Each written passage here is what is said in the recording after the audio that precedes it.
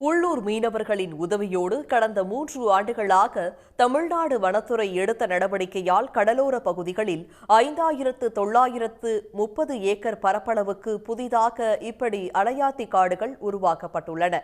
அதோடு 2,965 ஏக்கர் பரப்பளவிலான அலையாத்தி காடுகளையும் அரசு மீட்டிருக்கிறது.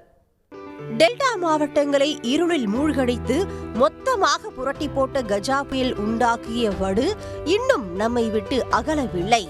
புயல் தாக்கிய போதும் திருவாரூர் மாவட்டம் முத்துப்பேட்டையை இயற்கை அரணாக இருந்து பாதுகாத்ததே அலையாத்தி காடுகள் தான். அலையாத்தி காடுகள் என்பது வெறும் மரங்களின் தொகுப்பு மட்டுமல்ல. பெரும் புயலோ பேரலையோ கரையை தாண்டி நிலப்பகுதிக்குள் வருவதை தடுக்கும் இயற்கை அரண்.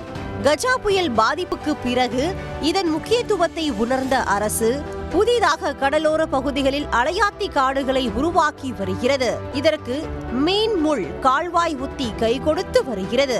இந்த அமைப்பு புதிதாக நடப்படும் அலையாத்தி செடி கன்றுகள் கடல் அலைகளால் பாதிக்கப்படுவதை தடுக்கிறது.